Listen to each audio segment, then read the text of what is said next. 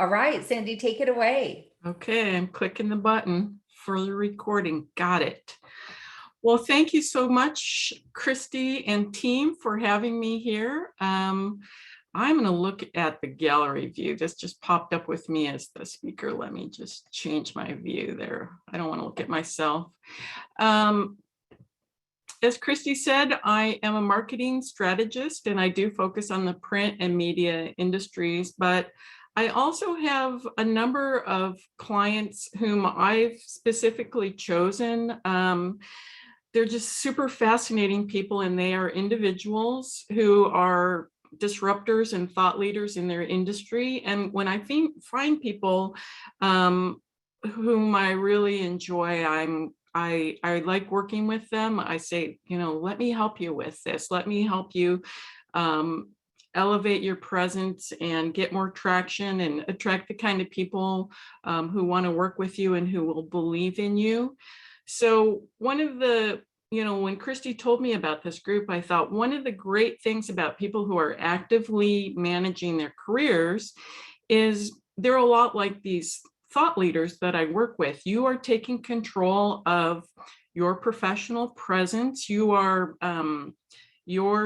driving the journey. You are controlling how people perceive you. And whether you're between jobs or you're leveling up in your career or you just want to be more effective, you are managing your career. And so I'm just thrilled to be speaking to you today because what as Christy said, I normally cram this all into a half day. And so I'm going to just hit the high points.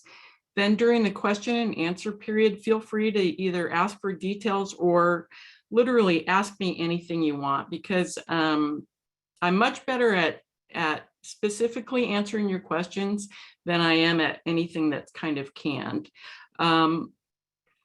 So one of the things that I notice when people are managing their careers, or if they're an individual who's trying to elevate their presence, is they'll pick an area of marketing, the big marketing umbrella that they're the most comfortable with, and then they'll really put a lot of energy into that, but they won't necessarily work on all the parts that you need to be successful.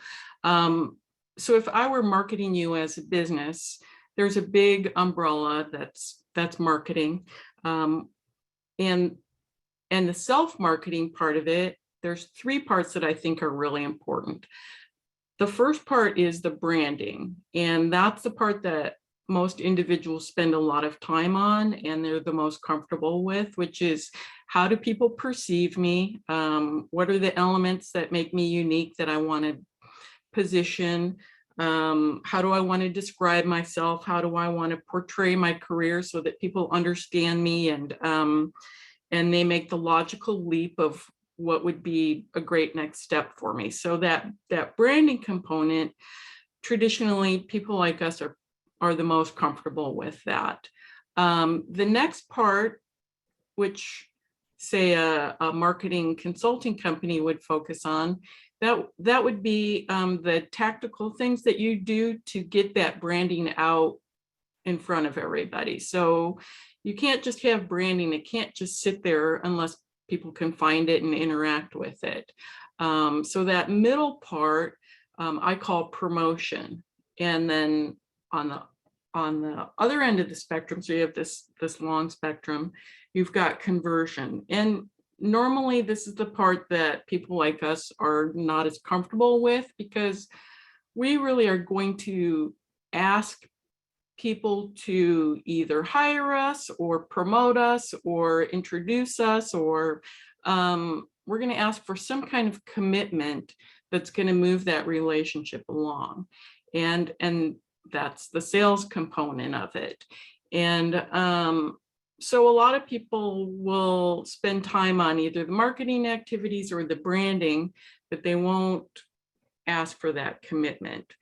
And one of the reasons that you want to, obviously you want to add that component in because it will make you more successful. It really will move the process along. But the other reason you want it in the spectrum of these activities is because what you learn you feed back into the other parts of the process. So if you ask for a meeting with someone, that's a conversion. You want to, you know, ask for their commitment. So if they meet with you and they tell you something useful, you're going to either adjust your branding or incorporate it into your branding, or put it into your marketing activities to make that more successful.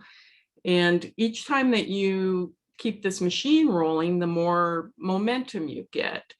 And so that's why it's really important to have those 3 parts of your self-marketing program.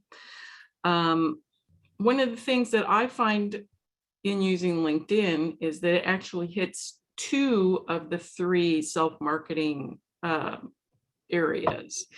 It hits branding really well because basically you're in control of how you're presenting yourself. And that's, we all spend a lot of time on that when we're managing our careers. But if you do it right, you'll trigger the algorithm to promote you, and that's that center part of the spectrum. So you know, I mean, we're pressed for time, we're, you know, managing our budget. So having a tool like LinkedIn that hits 2 of those 3 elements is, you know, very effective. And I am going to dig in a little bit to LinkedIn because I think it's a great tool for us. I think if you're strategic and you're motivated, it will put you ahead of the pack. And I think most of us think we're doing LinkedIn pretty well, but I just want to give you some tips and tricks on how to use it, maybe in ways you didn't know. And then again, we'll take that insight and put it into how to convert. So I'm going to just talk a little bit about LinkedIn.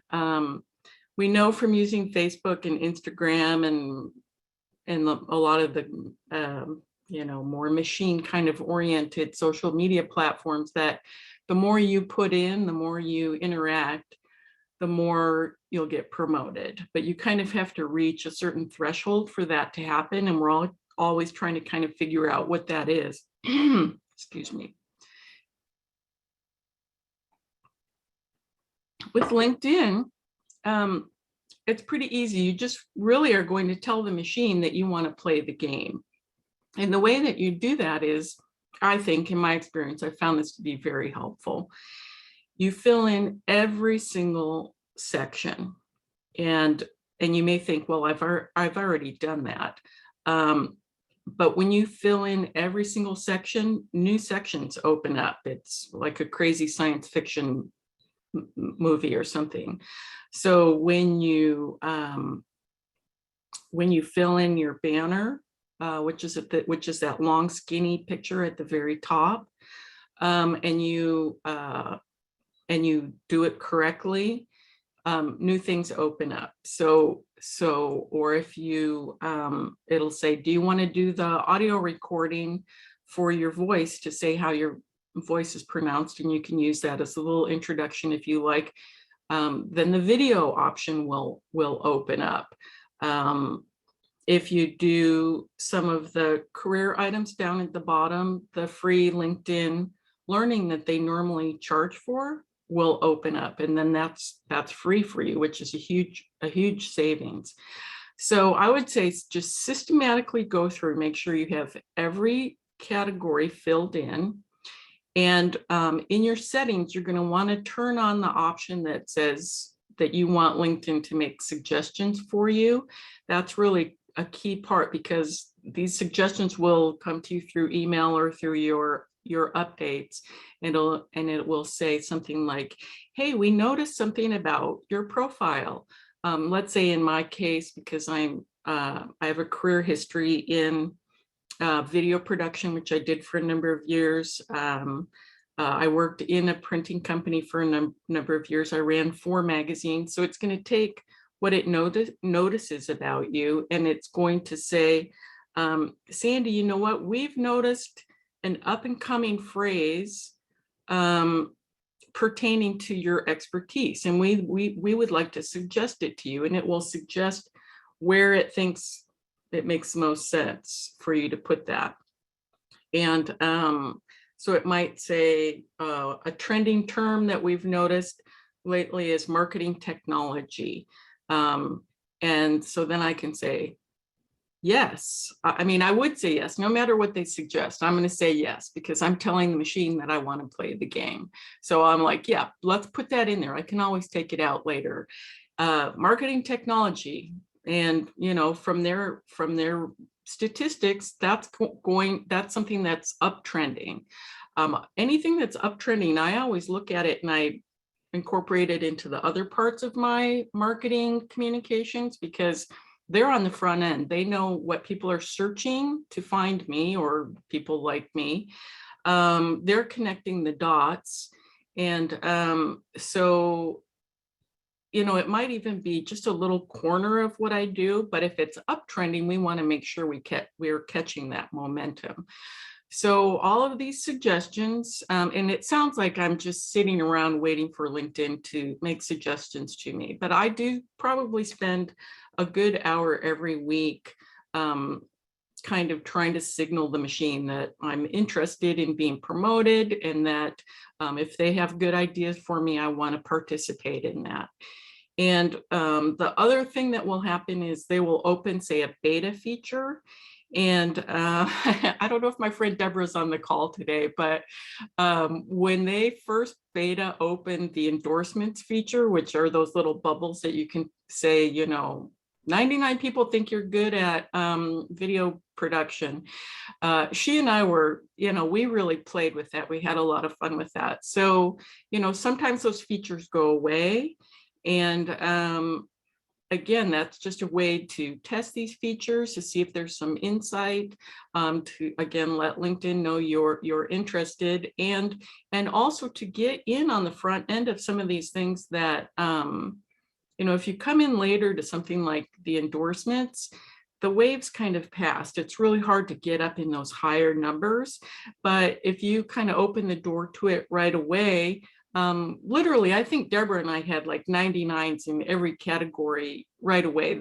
And we did the max 50 that they let you do. And so opt into all these things. And the other thing is LinkedIn will opt you out of a lot of things, just because that tends to be what people prefer.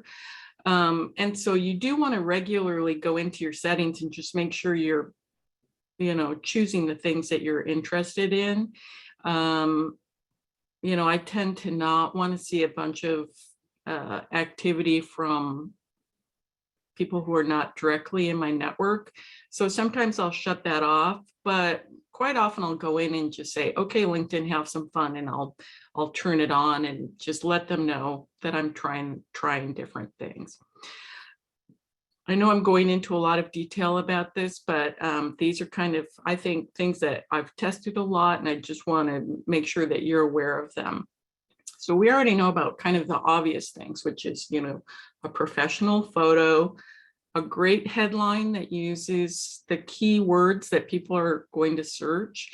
And I'm seeing a lot of hashtag activity in that headline right now, which is kind of a turnoff to me. I think too many hashtags is hard to read.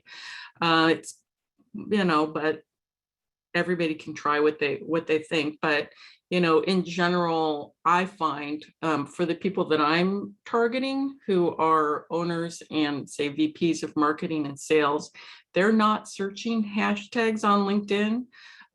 They're searching usually job titles or categories of a vertical that they might be interested in, or a phrase. If they're searching for a person like me, they might not even type in marketing strategy. They don't really know what they want. So I have to make sure, you know, anything that they might be searching, that I'm the logical person that pops up. So in my headline, I have a call to action right away. So those who intentionally came to view me will know what their options are for interacting with me, or what's new right now. I have a very specific description of the people I want to do business with. And then, you know, those those keywords.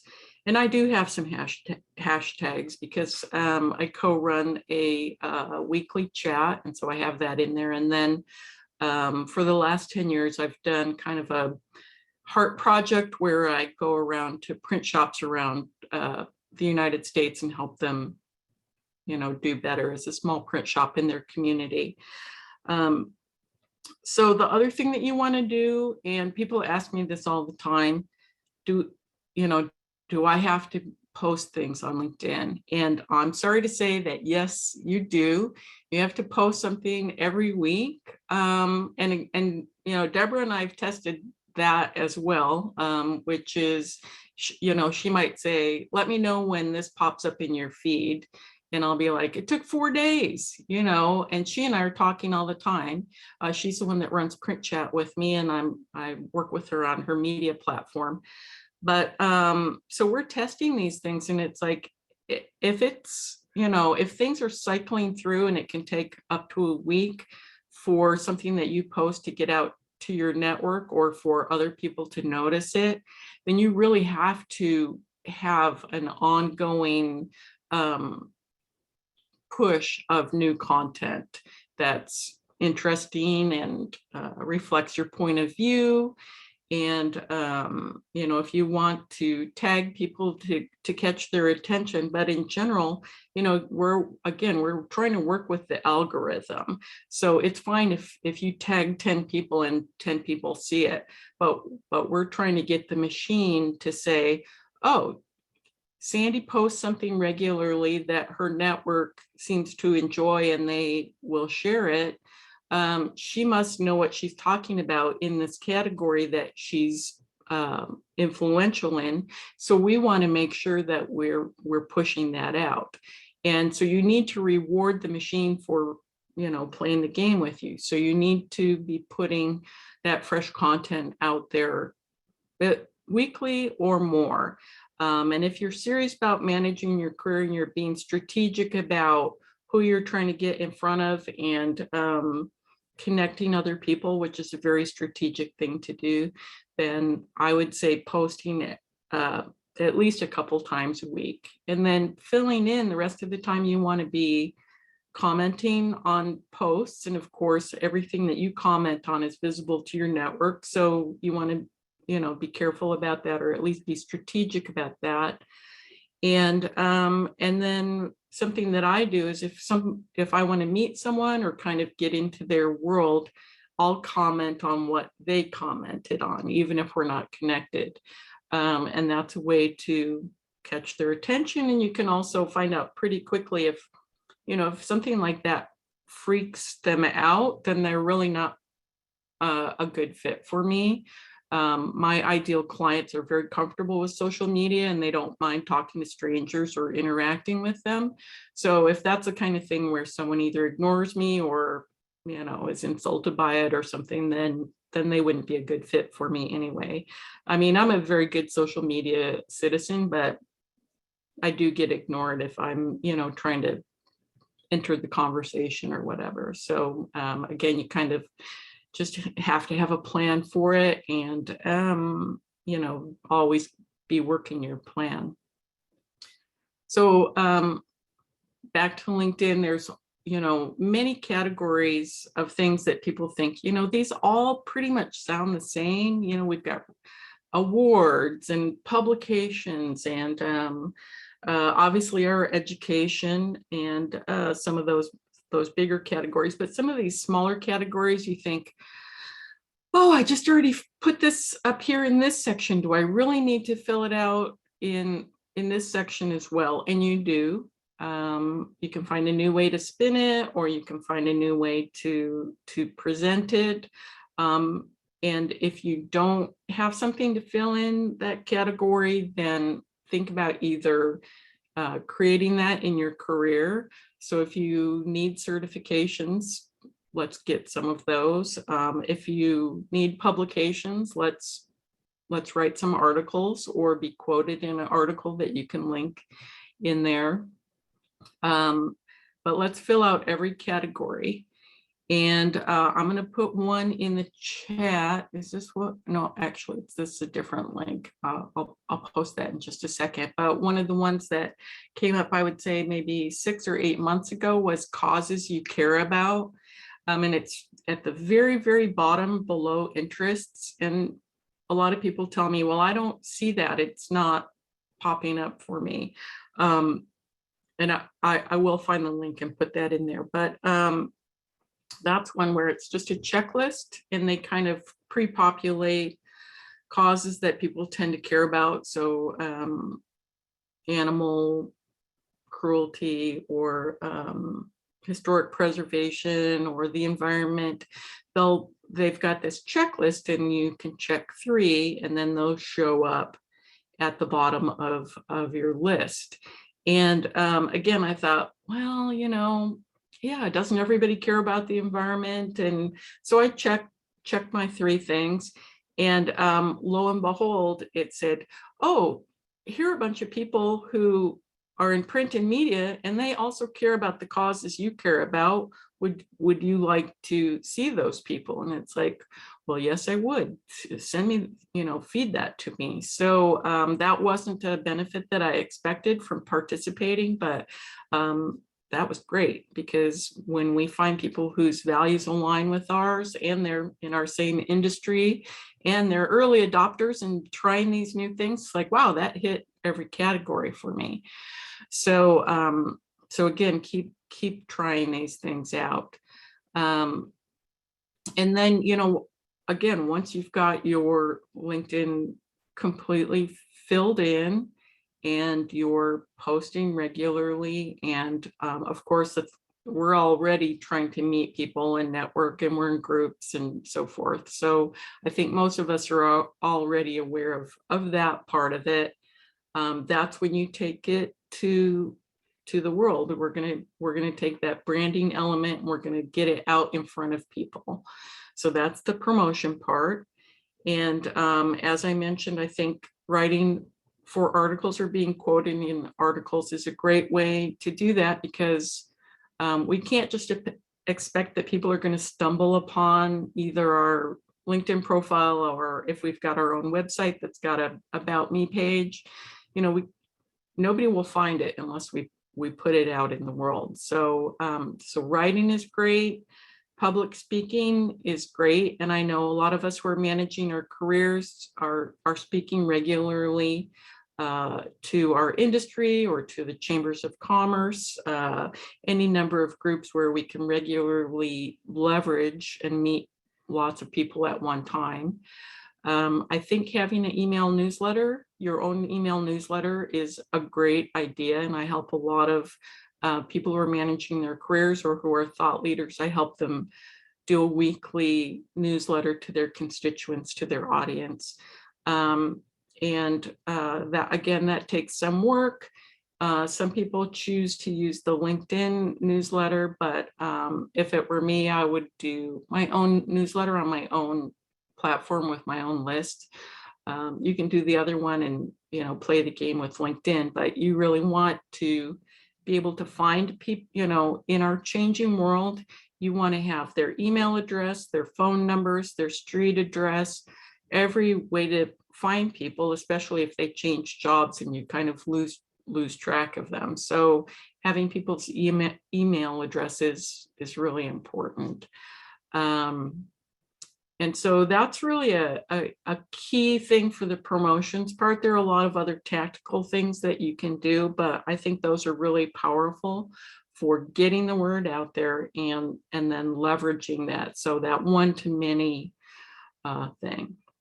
And so then back to the conversion part, the tools that you would use for that might be advertising. And so you'd think, well, I'm just managing my career. I'm just a person. Well, who would I advertise to? But, if you are trying to level up in your career and you're trying to, let's say, meet people who will influence you being hired or brought in on a project or whatever, there may be a category or a job title that you want to reach out to. So I'll give you an example.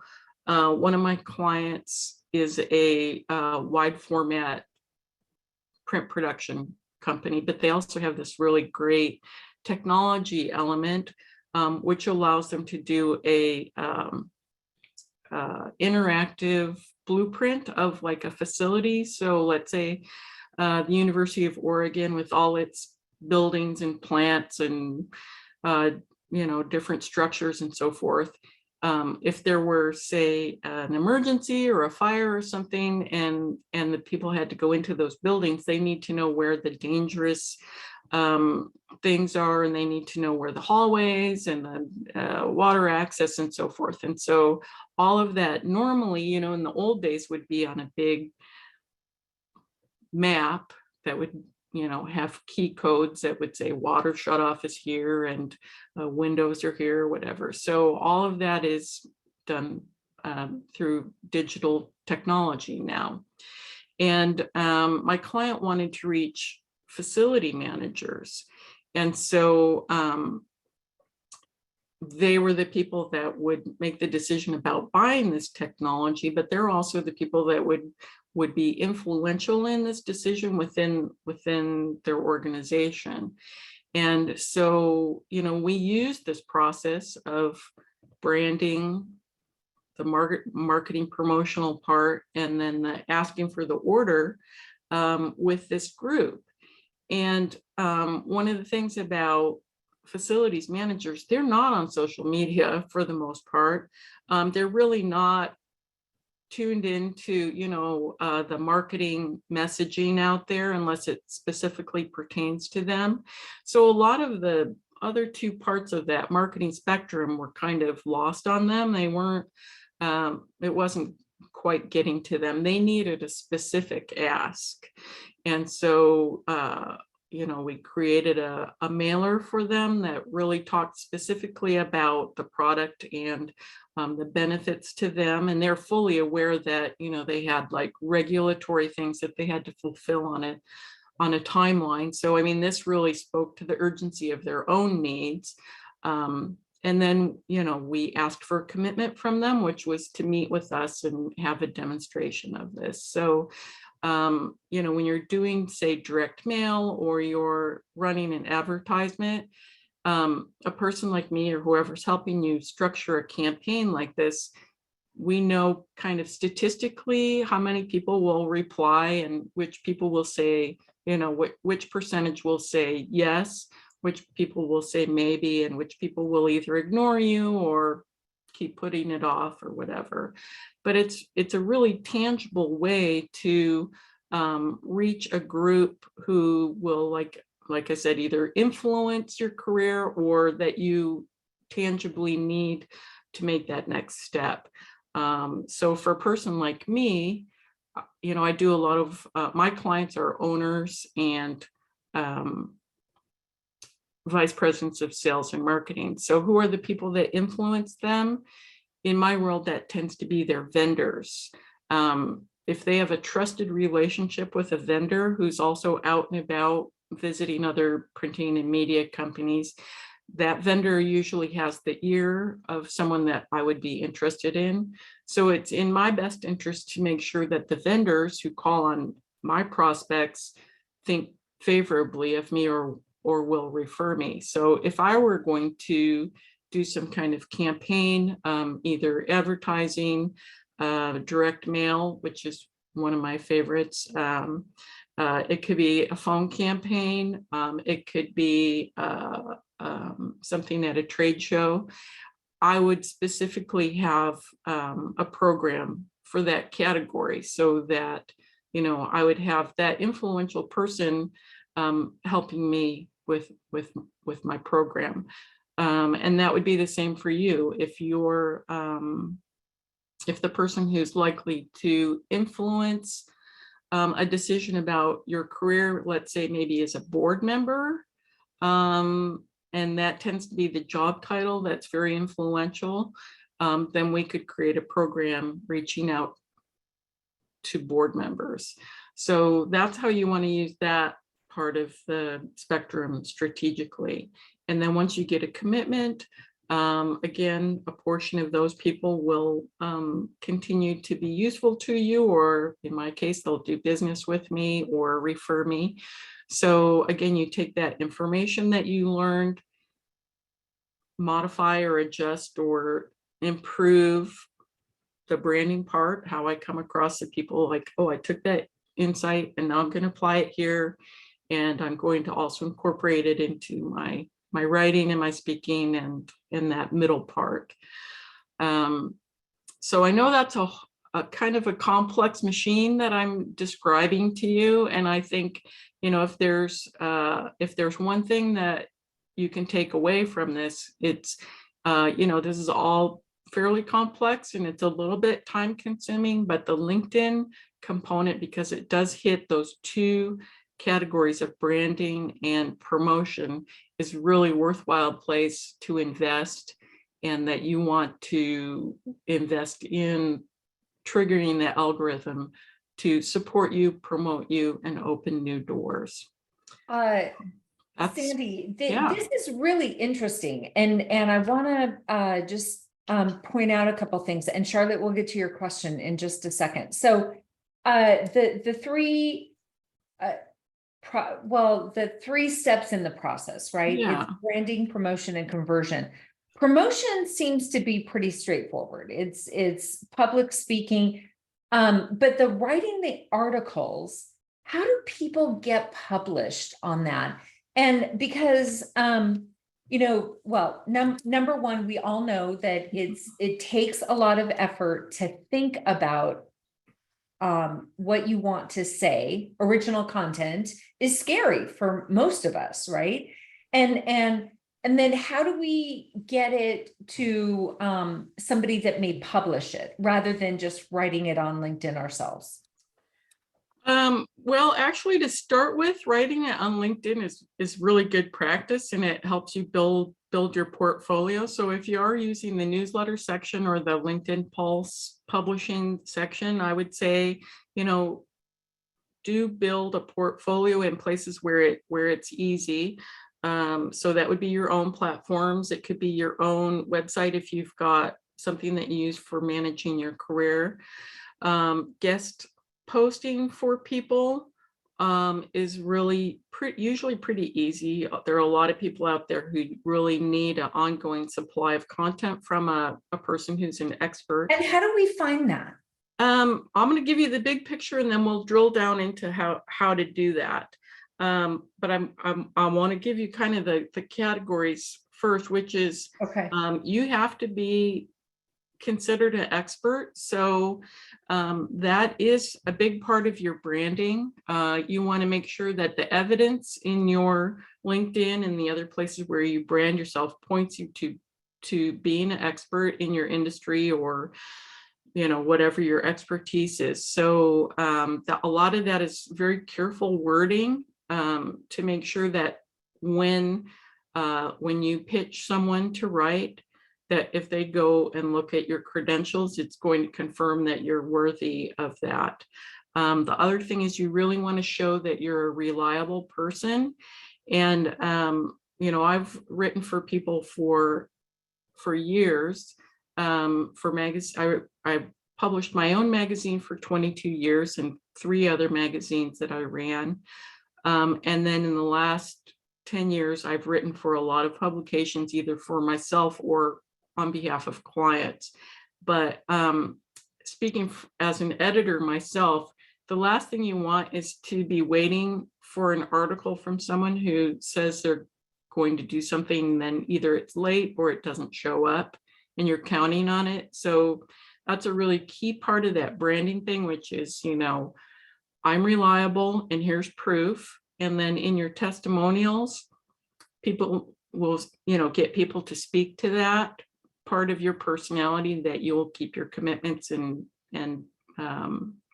meet deadlines. So your question is, how do we find these opportunities? So a great place is your industry magazines.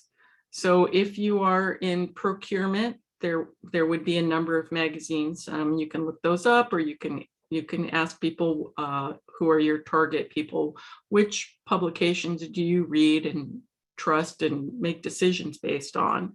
So if there are 5 main procurement magazines, but your target is a certain supply chain professional who really focuses on one magazine, well, that's the magazine that you want to write for. And it may mean that you have to write for some other magazines to give you the, portfolio, so you can approach that editor and say, hey, I've written about supply chain.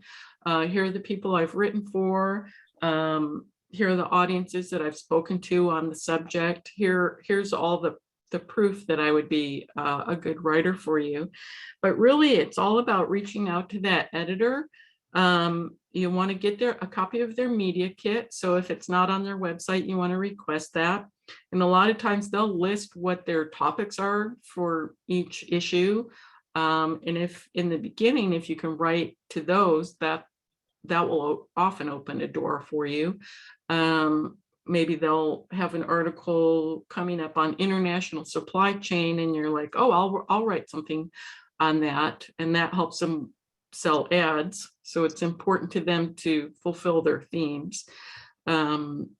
And so if you can help them do that, and if you're cooperative and you get your work in early, they may even, in the case of my clients, get paid for writing articles every month, which is wonderful. And my clients actually get put in those media kits as to draw their audience. So they use my clients as bait to sell ads and get placements. And there's that Harrow, help a reporter out. I think it's harrow.com. And then somebody put in the comment in the chat, helpareporter.com. And I subscribe to that, but I've yet to find something that I can contribute to. So, but it is out there. So a couple things, Sandy, because I know that we have some questions here, but the whole process, you've broken it down in a very straightforward manner: branding, promotion, conversion. And the branding part, that's a whole animal in and of itself, right? And I like what you said, don't do too many tags and all of that.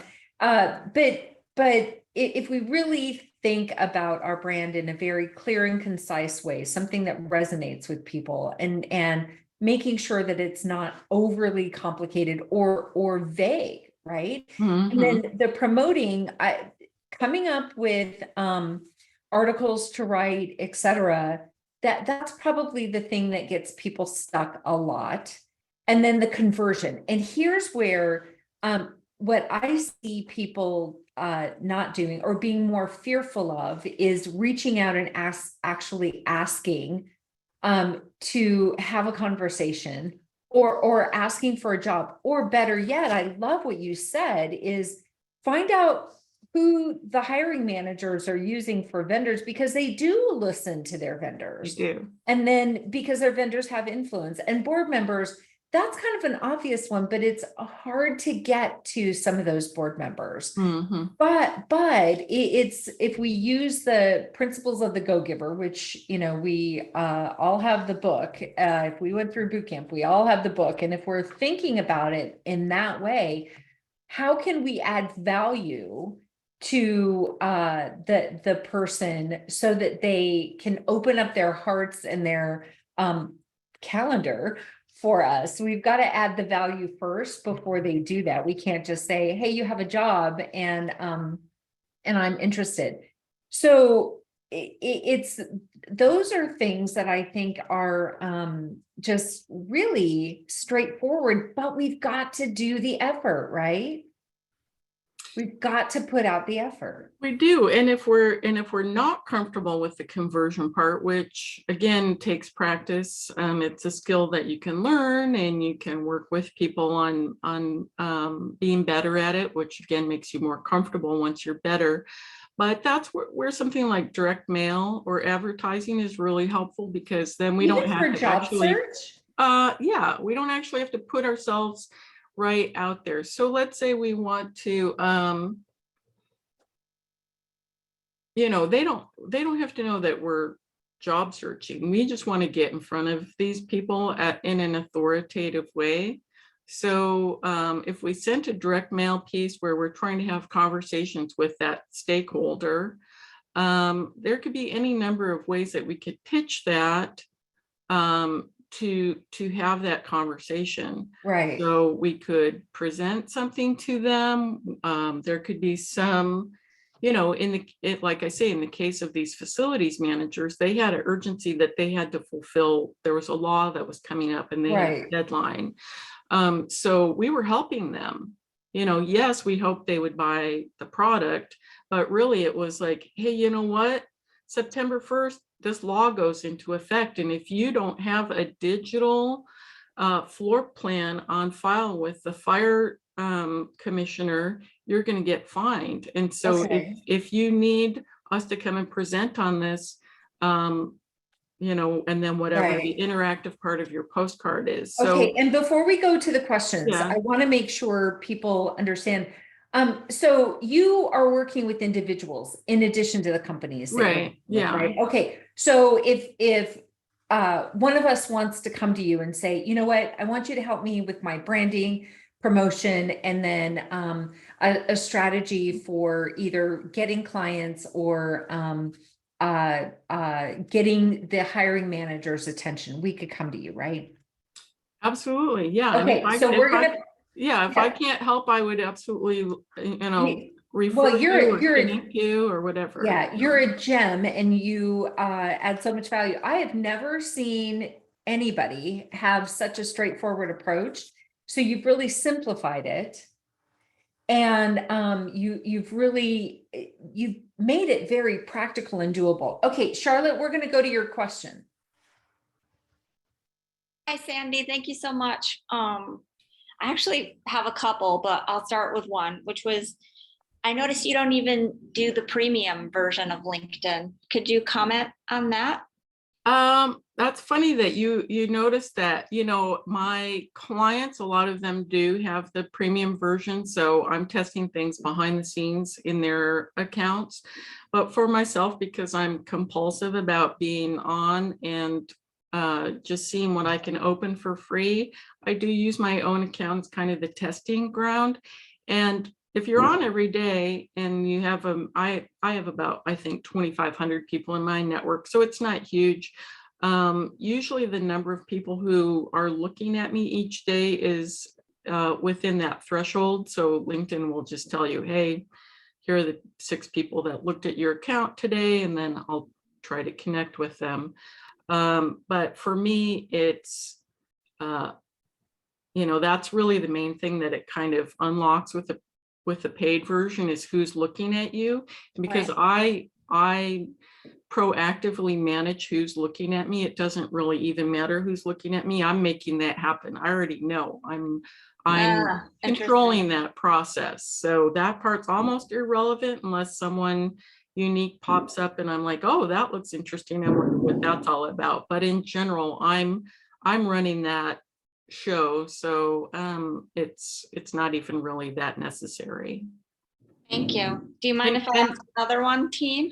Yeah, let me just add one more thing. Some people use Sales Navigator because they want to have the CRM and they want to manage their connections. And I would just say, let's not put that valuable information on a platform we don't control. So all of your work in that you're doing your research and you're making your connections and you're making your, you know, getting insight and so forth, let's get that off into your own program, whether it's a CRM or however you're doing that. But let's not leave that in LinkedIn because LinkedIn's owned by Microsoft. And at some point, we don't know, but it could become a paid thing altogether, or it could become ridiculously expensive, and we don't want anything that should be ours behind a paywall. So make sure you're. In other words, we don't trust LinkedIn. Well, we don't trust any of them, and make sure, you know, put it on your schedule to download your contacts. I do it quarterly, and get that information into your own CRM. Thank you. That was worth making that point. Thank you so much. All right, Angela. Thank you, Sandy. That was a great point. My question has to do with, maybe I'm not sure if I heard you correctly as you were talking about your different affinity points and capturing those in your profile on LinkedIn. My question is, will that be overwhelming to recruiters when, I think in the past, maybe even some things I'm still experiencing today is that, oh, it seems like, you got a lot going on, with your diverse background. Mm-hmm. The background is what it is as far as, that and the experience and even other affinity points. I'm just curious, like, how do you still attract the right traffic when, I think what I heard your advice being, spread your wings a little bit more. Yeah, no, that's a really good point. You want to make sure that when someone visits your profile, they have a quick understanding of you, and that's that branding component. And that is one of the benefits of working with a person like me, which is, we can look at your career and your story and kind of weave it together in a way so that it makes it easier for people to connect the dots.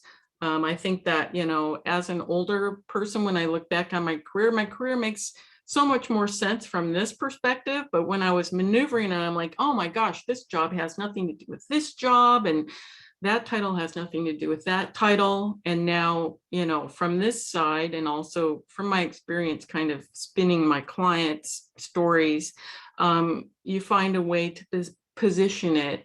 But you're right, there can be if you're trying to play the LinkedIn game, there can be a lot of items on there that you're like, okay, I don't want anyone to get distracted by that. I'm going to put something in the chat right now, which is, let me just hit enter here. This is a link to a portfolio that a friend of mine has on her LinkedIn, and it's in her very first job under experience. And so it is a PDF of her portfolio. And basically she's taken that story that we're talking about and put it in a visual format. And she's picked the high points that she wants people to notice. And I think it really accentuates what she does well at. And it also, if someone's distracted by all the things that she does or overwhelmed by it, it's just a really nice encapsulation of what she does well. And also, you don't need a platform for it. A lot of us are like, oh, do I need a website if I'm going to have a portfolio? You can just create it as a PDF. If you're a Google user, you can pretty much attach live documents or any kind of document into your LinkedIn, or even put a slideshow in. There's a lot of different ways you can use media in your profile. All right. Well, we are about out of time, but I want to make sure that and we'll send out the recording, Sandy, to everyone who registered, and then we'll also send out your contact information, because I really think that this practical approach, like I said, I mean, it for job search, it makes so much sense, right? And people get stuck in different parts of the process, and but conversion is the one that I think most people have. They have the greatest desire, but they really don't know how to go about it. And so what we may have to do, Sandy, if you're willing to come back and talk about that conversion process and have more like a workshop, if you will, or something, just something that people can see more of that. But I really hope that people reach out to you with their job search and just, see how maybe you can set them up. And I think you and I will be having more conversation. Yeah, and absolutely. And I just want to say, and thank you so much for having me on and giving me a chance to talk about this. But, we are the owners of our career. And so, you might think, gosh, I don't really understand the conversion part. I don't understand who I should be marketing to because I'm trying to take the next step in my career. But when you think of it as you being the owner of your own career, and what would be the strategic place to market yourself to, make your next career thing happen, or wherever you want to go with it, it makes it a lot easier to think about maybe just stretching a little bit farther and influencing a little bit farther than just a hiring manager or HR or any of the people that are kind of the close-in people who are looking at you. And let's really find the people who are going to refer you, have influence in the organizations you're interested in. And that's going to be a much more powerful experience for you anyway. Those are the people that, you don't have to get into the rat race. If someone powerful is reaching in and pulling you, and that's someone that you've found through your marketing program, that's the fast track to managing your career.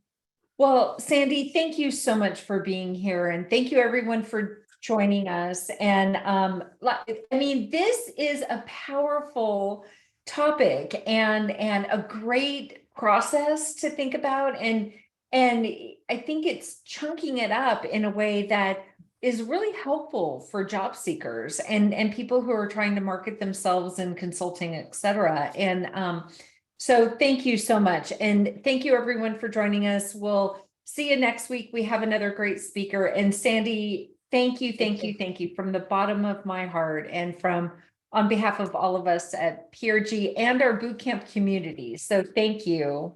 Thank you so much. Thank you so much. Okay, bye everyone. Thank you. Have a great Everyone have a great weekend. and Thanks for the see you coffee. soon. It was great coffee.